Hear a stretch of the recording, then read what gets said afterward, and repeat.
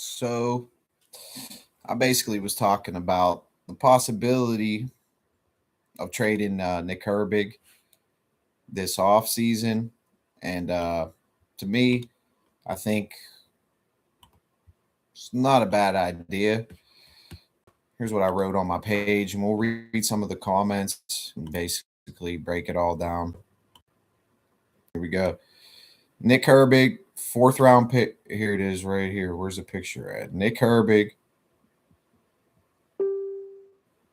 fourth round pick of the Steelers in 2023 per former Steelers defensive tackle Breiden Fehoko, who announced his retirement in November. Nick Herbig told him that he isn't paying any attention to the trade rumors surrounding his name, but he does want to be treated as a full-time starter regardless of if that comes in Pittsburgh or not. This is a contract year for Herbig, so obviously he wants to get more reps. I mean, given his stats last year, I mean, despite playing just 60% of Pittsburgh's defensive snaps this past season, the Wisconsin alums racked up 7.5 sacks, ranking second on the team behind only Alex Highsmith's 9.5. Yes, Herbig had more than TJ Watt, who had 7 despite playing 202 fewer snaps. So that certainly says a lot. I would love to keep all three. The fact is they are all three starters, and Herbig is on the last year of his contract like Pickens was last season. The Pittsburgh Steelers front office already shelled out big guaranteed money for both Highsmith and Watt. There is no way to keep all three after this season. If Dallas is willing to give up possibly a second-round pick or maybe a third and a fifth, I'm making that move if I'm Omar Khan. Dallas Cowboys radio personality Bobby Belt is playing into this and said, you don't have to go get Max Crosby, but you can go get Nick Herbig. Now, Nick Herbig from the Pittsburgh Steelers, we've already worked out one trade for a Steelers player, a disgruntled Steelers player. Why not potentially another? Dallas is in the market for an edge rusher. It could be a perfect fit for Nick Herbig. So, I mean, what would Dallas have to give up to get Herbig? Because, I'll go to the comments in a second, but I want to put this up here just for context and clarification on why. Because a lot of people are saying TJ Watt should get traded, and I've suggested this last year.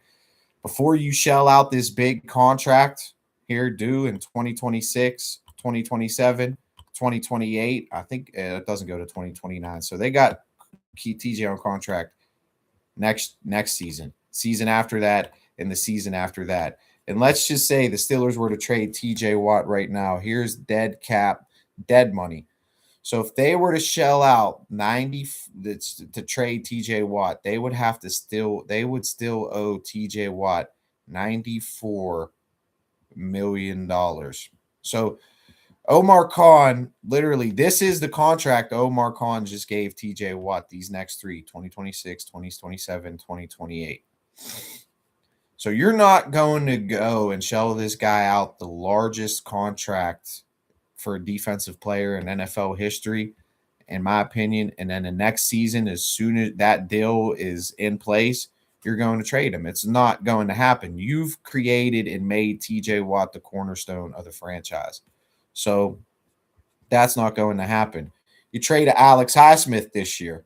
This year, you're going to have to pay him $11 million. So what type of return are you going to get it for Alex Highsmith? Are you going to get a first for Alex Highsmith? Maybe not. Like I suggested, possibly getting a second for Herbig. If Dallas is willing to overpay and give us a second for Nick Herbig, why not do it? Because Herbig, and then Highsmith is still on contract in 2027. So maybe, okay, we'll extend Herbig this year and then trade Highsmith, and then it will only be a dead hit of $5.6 million. But honestly, in my opinion, you got Jack Sawyer, who, when he got his number called, stepped up and played well. So if we need a backup outside linebacker, why not just use Jack Sawyer? Because that's what Herbig is on this roster. He's a starter, but there's only 2 outside linebacking positions that start. So like he said, Watt and Highsmith both got more reps than him. Why? In my opinion, Highsmith and Watt are better still at their points in their career. Herbig, most sacks he ever put up in a season was last year, 7.5, which is not great. I mean, he's getting limited reps. So if he got full-time starting reps, yeah, he'd have more sacks, maybe 11, 12. But are we going to pay him based off of what we think his production can be or what his production can be?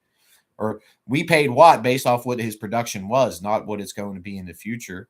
So maybe that would be a better idea. I'm not going to disagree with the fact that, okay, let's trade Watt. He's not as good. He's older, because that's what a lot of these comments are saying. Like, really, a lot of fans right now. Let's go to the comments now. They're basically saying, why aren't they coming up on here? They're coming up on my, like, here we go. Trade TJ. To keep Watt and Highsmith over Herbig would have completely more move. Herbig hasn't even hit his prime and has more sacks than Watt at 60% of the snaps and only 2 behind Highsmith.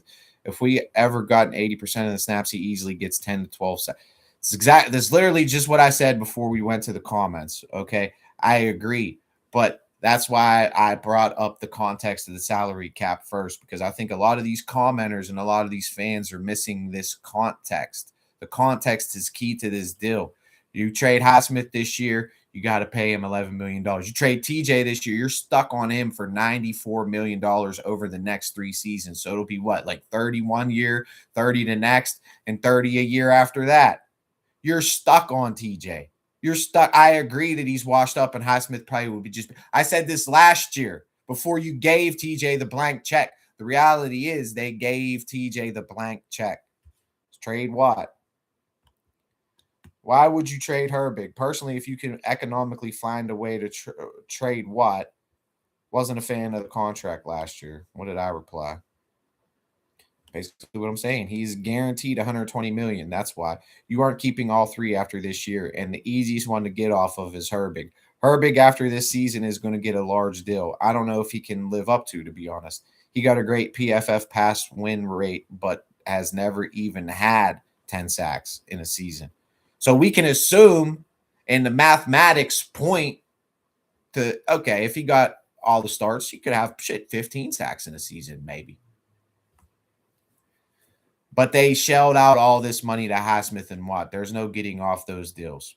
And I'd say he's just as productive as those two. And both of them have been more productive in their careers than Herbig. So economically, I don't see you getting off of it. If possible, trade Watt. I don't know what team would take that contract.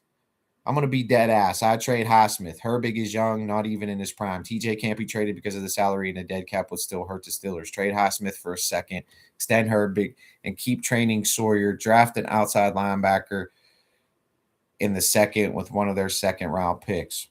Trade Herbig for sure, since this is the last year of his contract before he gets a massive raise. Jack Sawyer looks great to replace Watt during injury and eventually retirement.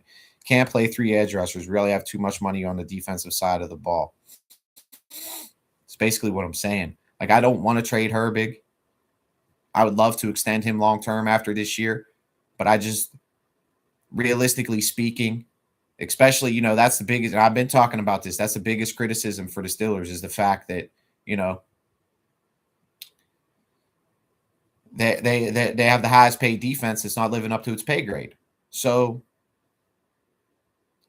you have an odd man out. You got a team with Jerry Jones who might be willing to overpay for a Herbig based off those PFF grades and everything. He might be willing to overpay for him. So instead of, having yourself a contract negotiating drama situation in this offseason, we need to get draft picks. Everybody wants to rebuild and accumulate draft picks.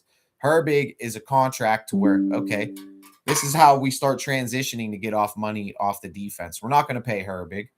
Highsmith has 2 years left, this year and next. Let that contract just run out. Let TJ's contract just run out the next 3 years. And you don't have to completely tear it down, and maybe you can accumulate a third and a fifth. You use the fourth on a Herbig. Shit, you can't find another Herbig in the third if you really want to go that route.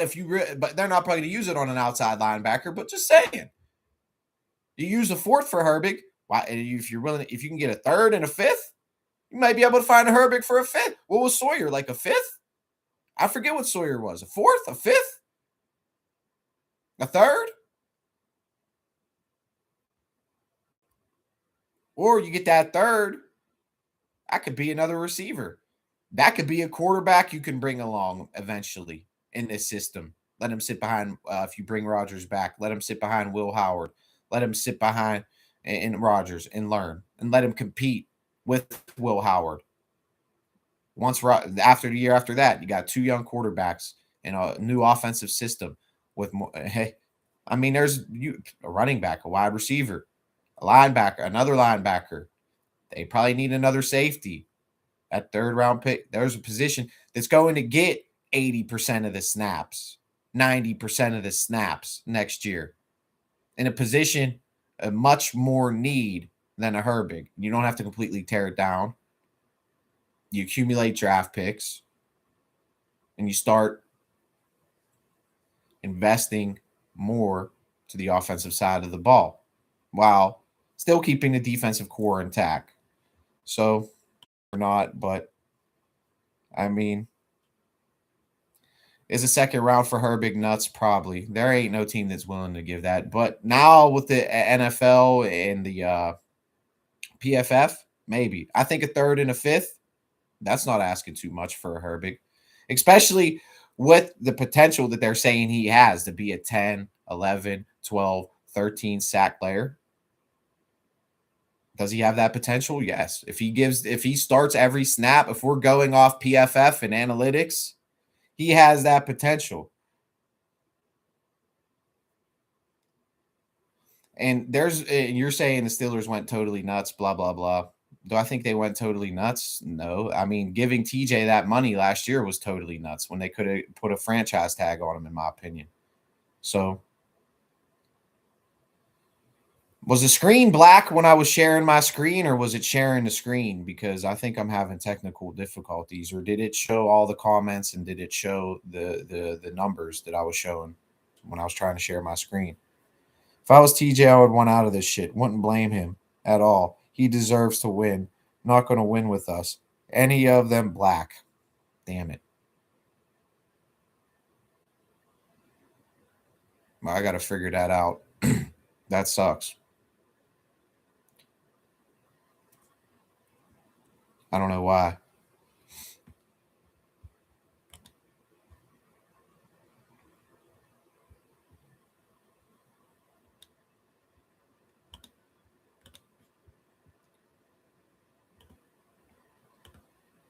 Let's try this one more time. What is it, black now? Let's see.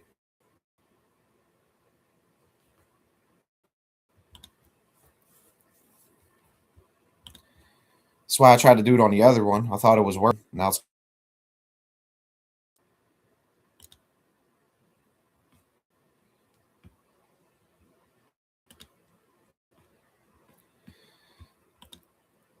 But look, you can't get off of TJ. Even if he demands a trade, man, I don't think he's going to fucking leave. Dude, they owe him $94 million. And then let's say if they were to trade him last year, they would still owe him $52 million. And let's say if they were to trade him in 2028, they'll owe him $10 million. So TJ ain't going nowhere. I just don't see that happening. It ain't going nowhere. Did it go black again? It went black again, didn't it? Don't make no sense. Piece of shit, man. I got to figure that out.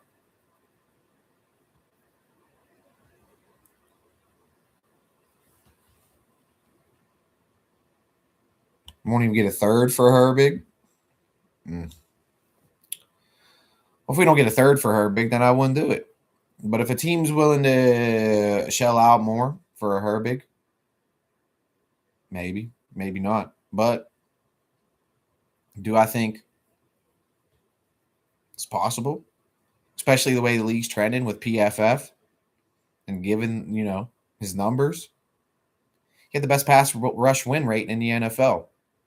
So if you give him 200 more snaps last year, he had 7 sacks. I mean, how many snaps did he take? Probably like 300. I don't know. Let's see, how many snaps did Nick Herbig take last year? Let's see.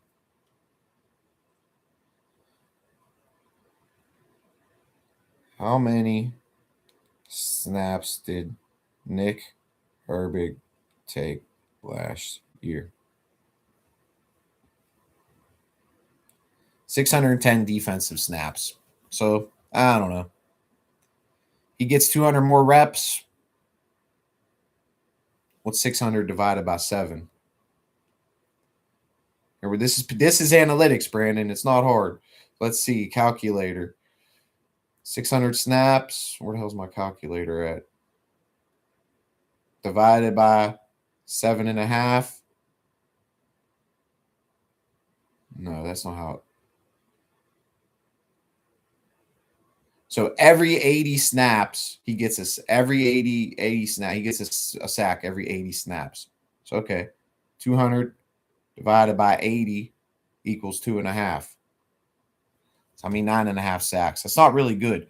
So are they really gonna pay all this money for her? Is Herbig really worth giving all this money to? Is he really a future star? I don't know. 9.5 sacks. It's not crazy. It's not insane. I think you get a third for him. Maybe a third and a fifth. Second, you might be right. That might be too high. But that's the question. Because I really what would a team be willing to give up? Like a Dallas, they really need an edge rusher. Would they be willing to give up a second for him? I don't know. They might just take an edge rusher with the second. And then what? They're going to have to shell out another deal for him right after. That probably would be a bad move on Dallas's part too. Pickens, I don't think is going anywhere for Dallas. Honestly, Pickens, well, I think he might. Like, honestly, I seen rumors of him possibly going to Atlanta. Who knows if that's true or not, but I don't see that being true neither, honestly. But who knows? Like, somebody was saying, oh, to trade for CD, trade for Dak from the Cowboys. Bro, maybe you package Herbig in with a deal. Package Herbig and a couple of our draft picks and get a CD Lamb. Package Herbig. They're not going to trade Dak. Probably won't even trade CD. That's the thing with these NFL contracts. You don't see as many trades in football as you do in like a basketball or other sports. Because like in NBA, you trade a contract, you trade the whole entire contract. You're not stuck on dead money or guaranteed money or whatever. So say I'm paying LeBron James, I don't know, $100 million. I'm the Lakers. I'm paying whatever it is. I don't know the numbers, just hypothetically. I'm paying him $100 million and I trade him back to Cleveland. Well, Cleveland absorbs the $100 million. It ain't like that in the NFL. That's why I'm saying Watt ain't going nowhere. He ain't getting cut. He ain't getting traded. He ain't getting nothing. And Pickens is going to get a ton of money. I'd say Pickens is going to get at least $25 to $30 million. And I'm not that in tune with Dallas's salary cap to know if they can really make that deal or not. But to me, personally, you're paying CD all this money.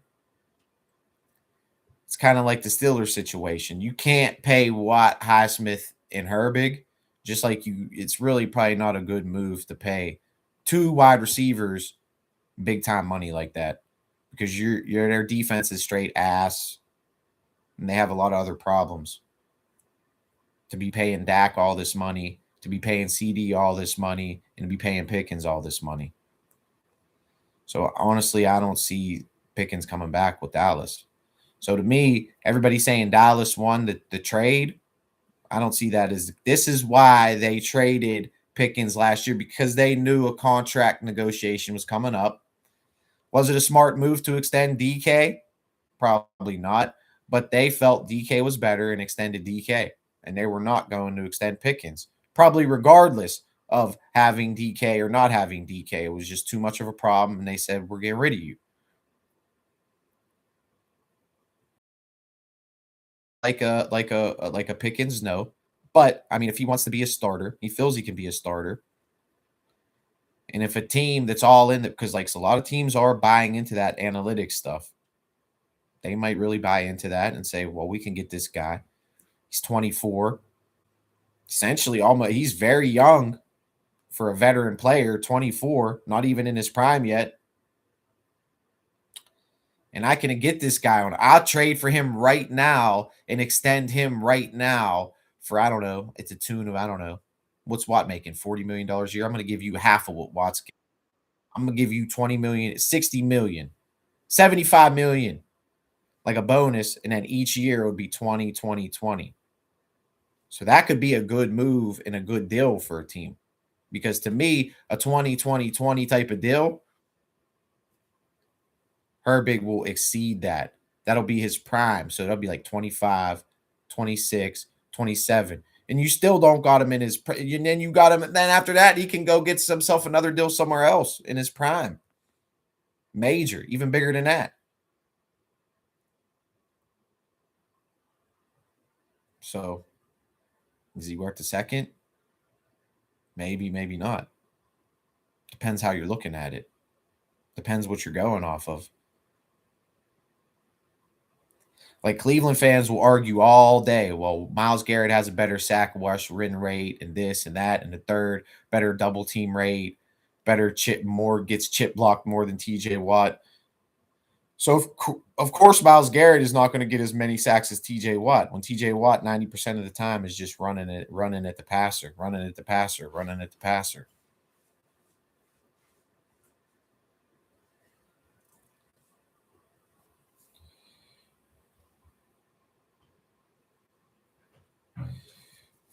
Yeah, I don't believe that. Rodgers wouldn't play for Pickens.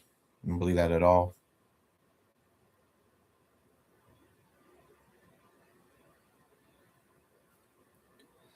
So, I mean, this is getting hyped up. Like, I was one of the first ones to say this, maybe trade Nick Herbig.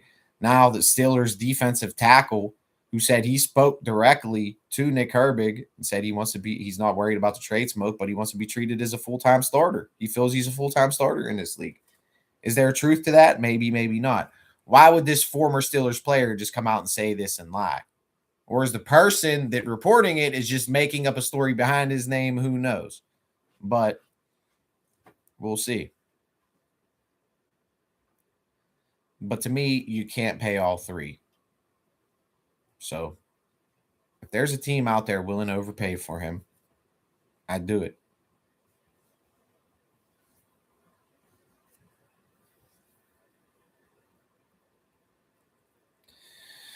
So I don't think, you say Rodgers didn't like Muth. I feel Arthur Smith didn't really like Muth. I don't know. We brought in Jonnu Smith. That was his boy, and Jonnu Smith was getting reps over Muth.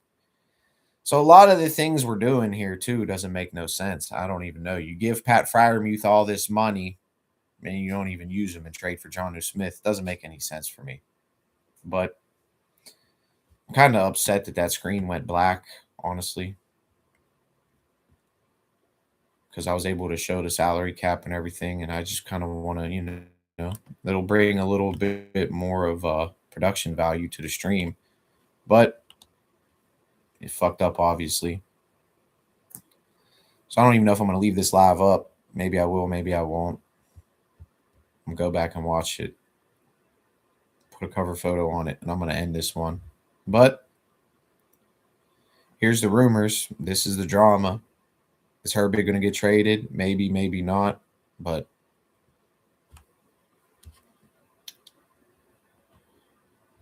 given the fact that how much edge rushers pay and get paid in this league, and you feel you can get a premier edge rusher on a long-term deal if you trade for him and you only have to give up a third and a fifth?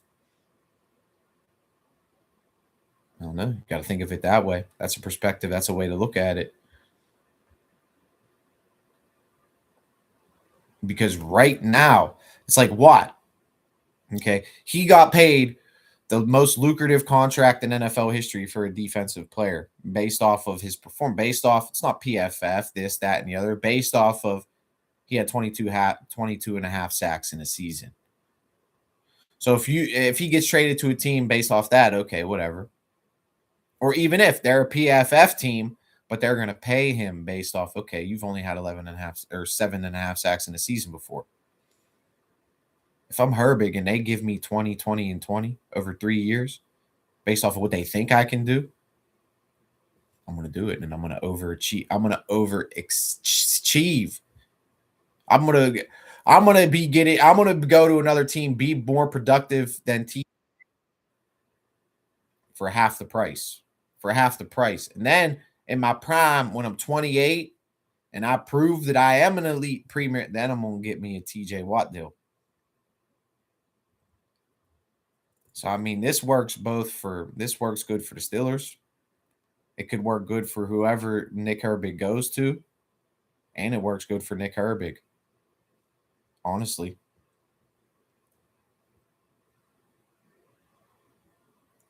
Because I was the one saying last year, all these people that are saying to trade Watt right now, they're all saying trade Watt, trade Watt, trade Watt. I was the one last year saying you cannot shell out this big money to Watt because then you're going to be stuck on him. If you put Herbig in and you start Herbig this year, trade Watt, get a first round pick for Watt that could be a future quarterback for the Steelers because everybody wants a future quarterback. You're one of them, always talking about a future quarterback, but you want to get also give a blank check to TJ Watt, who's washed up and is never going to live up to that deal anymore. I was saying that, like all these people that are saying trade Watt right now. But now we're stuck on it. So there's no trading Watt. Like I'm with the idea, but it doesn't make any dollars and cents at this point anymore. And you can't get off his contract. That's the bottom line with all of this. Highsmith, you're going to still pay a big chunk of change if you just try to trade him too. So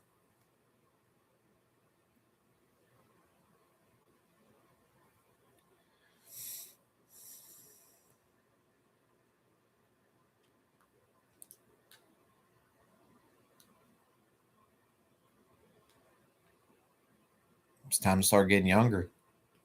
Herbig's young, yeah, 24, but he's coming up into his prime and he's going to be due a big contract. So what the Steelers want, like all these people saying we need to rebuild, we need to get younger, what you want is you need to have control of rookie contracts.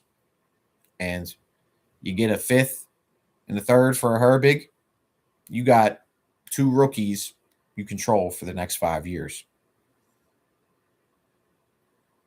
that will give us more reps at more important positions, given the way this team is made up and built as it stands now, with Watt and Highsmith being two of the highest paid players on the team at the same position.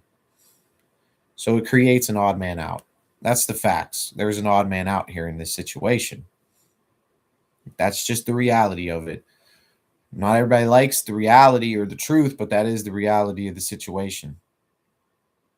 I mean, yeah, Herbig is a great backup, and it would be could bring him back as a backup. Sure, okay, that's fine, whatever. I won't be totally against it,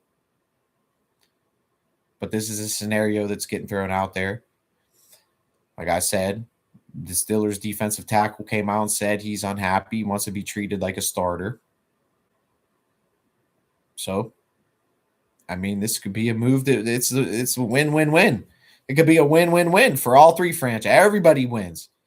Like, oh, this person lost this trade. Everybody could win in this scenario, honestly. It doesn't have to be like people always want to pick a winner or a loser. Well, everybody can win in this scenario, in my opinion. Steelers could possibly get a new quarterback. They could possibly get another receiver with that third round pick. They could get a starting safety for the next 5 years with that third round pick. You know, those are positions I think they need. Maybe they can find another Kenneth Gainwell in the draft with a third round pick. Instead of having to give Gainwell all this money, you can control a younger version of Gainwell for the next 5 years with a third round pick. So, yeah, it sucks that team gets a good edge rusher in Herbig. And we get a couple solid, maybe they're not as premier as Herbig, but we get two quality starters out of a third and a fifth, maybe. You get your Gainwell with the third, and then you get another backup outside linebacker with the fifth. That once maybe Watt's contract's up and Highsmith's contract's up, that dude's ready to step in and fill their shoes.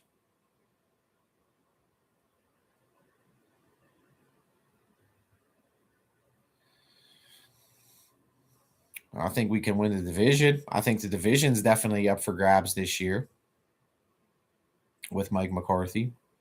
I think you go get yourself another receiver, get yourself another offensive tackle, get rid of Broderick Jones. And they have a ton of salary cap. Use that salary cap to get yourself a bona fide starting left tackle. Bang. Fuck you, Broderick Jones. You haven't lived up to your draft potential. I'm getting me a starter right here. I'm going to pay him 15 million, 20 million, whatever it takes. You're here. You're a starter. Bring back Samalu. Then our offensive line solidified. Draft another receiver. Got DK coming back. Another receiver takes some of the attention off DK. Rodgers got some more time in the pocket.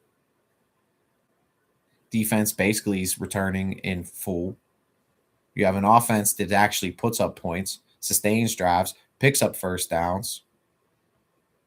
Yeah, the division is definitely still up for grabs for the Steelers. Is it a Super Bowl win team? No, I'm not going to say it's a Super Bowl team.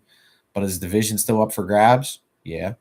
And if you get home games in the playoffs, anything can happen, really, at the end of the day. Anything. Will they be favored? Probably not. But if you get in there, that's half the battle, man. That's half the battle, which I think some fans don't really realize. And in this scenario, you're not completely tearing it down. You're not completely tanking. You're not just giving the whole season away, but you're starting a slow transition from all this money on the defense to where, okay, we're starting to get youth and we're starting to invest in offense and we're trying to get better on the offensive side of the ball while keeping the core on defense intact. And, 2 or 3 years in investing into that offense and you still got that core defense intact, anything could happen when you get in the playoffs. Let's just for argument's sake, okay, we win the division. Patriots win their division next year, which I don't think will happen, but for argument's sake, they're in a Super Bowl. So we're going to say we win our division, the Patriots win our division. We pull the Bills in a wild card game. Josh Allen gets hurt.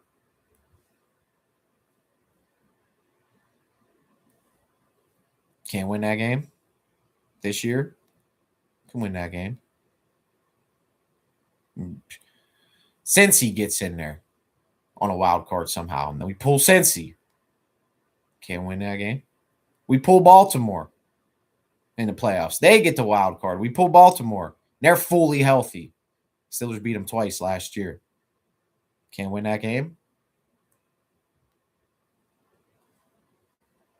I didn't win that game. Can we lose that game? I think we can lose that game. But can we win that game? Yeah. Beat them twice last year. Why can't we beat them twice again next year and once in the playoffs if that's the scenario? I don't know. Team like, I don't know, Houston again fucks around and gets in the playoffs. Steelers offensive line is, Frazier's in his third year. Now he's right now Frazier's sitting on the precipice of not a Pro Bowler yet, but he's basically pretty much an all-pro center, getting to that point of being an all-pro center. That other offensive lineman, he keeps getting better. McCormick keeps getting better. You get the bona fide starter at left tackle. You bring Samalu back. So against that Houston game, Aaron Rodgers had no time in the pocket. And do I think the Steelers' offensive line is bad? I really don't think the Steelers' offensive line is bad. I think Houston's defensive line was just that much better. Just that much better than the Steelers' young and growing offensive line. So one more year of growth from that offensive line, a bona fide left tackle added to it,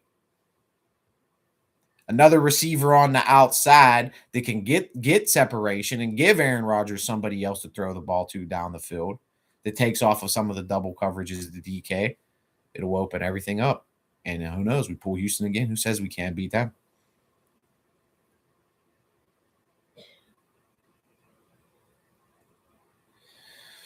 I'm just saying anything could happen in the playoffs. Why does Josh Allen got to be hurt? I'm not saying he has to be. If he's in a game, can we win? Yeah. But I mean, anything could happen.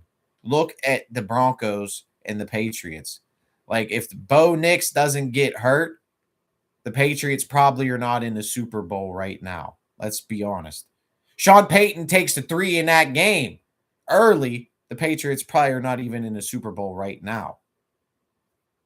So the point I'm making is anything can happen in the playoffs. Half the battle is getting there. You're saying this team can't win shit.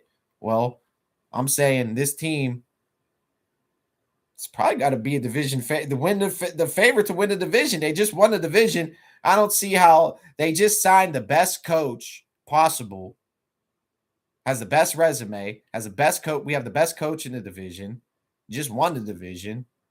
Going to be getting a lot better on offense. How can't this team win shit? Why can't they win shit? Why can't they? Biggest problem is on the offense. Mike McCarthy's ran a top 10 offense his entire career. So he's known to turn offenses around. So if the Steelers, that's been the biggest problem. Every year, I was like, man, if we can just get fucking a game manager status out of Kenny Pickett, this team can really go places. If Kenny Pickett could just go out there and give us like 3,500 yards, maybe 20 touchdowns, and limit his interceptions, this team can go places. Kenny Pickett could barely get 2,500 yards and like 10 touchdowns. I mean, they've had such below average quarterback play. It's been ridiculous. Terrible. Kenny Pickett, Mitch Trubisky, Devlin Hodges, Mason Rudolph, Russell Wilson, Justin Fields. Aaron Rodgers was at least average to above average last year, playing for basically nothing. Yeah, he gives the Steelers the best chance to win next year. Hands down, bar none.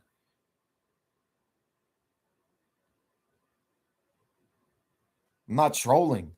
You're trolling.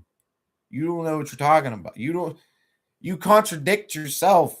Steeler fans contradict themselves all the time. They want a quarterback. Well, last year you could have traded TJ. You could have traded TJ last year. Like I was saying, like all these, every argument right now saying what TJ is washed up, Herbig can be more productive than him. That's the argument I was making last year to trade TJ to get that first round pick, to get that franchise quarterback that all Steeler fans wanted. But they thought, their favorite player deserved a blank check when he didn't. He didn't. And for him to sell out and hold out is not the Steelers' way, bro. Everybody talks about the standard is the standard, and Tomlin ain't living up to the standard. Well, TJ holding out and selling out is not living up to the standard. That ain't a troll. That's a fact. That's the standard is the standard that TJ doesn't live up to. It didn't live up to last year. Now we're stuck on it. You don't want to admit that. Aaron Rodgers played above average, way above average. It's the reason we were in the playoffs last year. You want to shit on him? You're trolling. You are.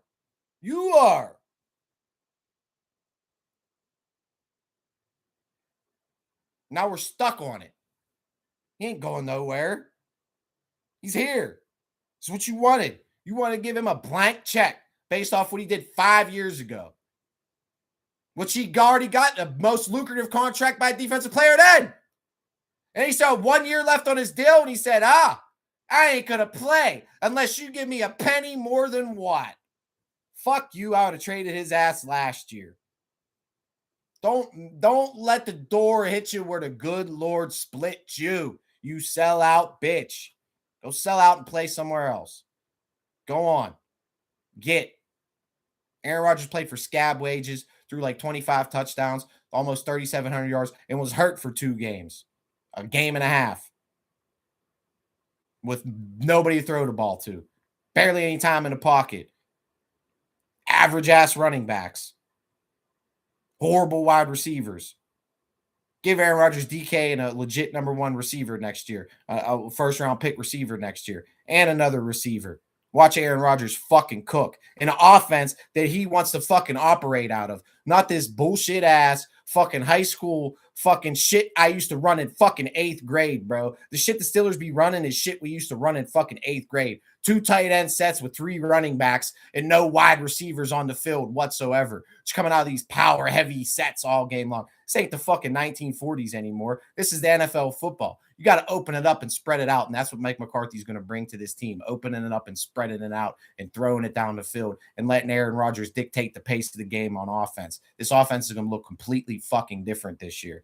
So don't sit here and tell me Steelers don't have a chance to win. Steelers have a great chance to win this fucking division. And we'll see what happens when we get in the playoffs. I'm not going to be a complete homer and say, oh, yeah, this is a Super Bowl roster.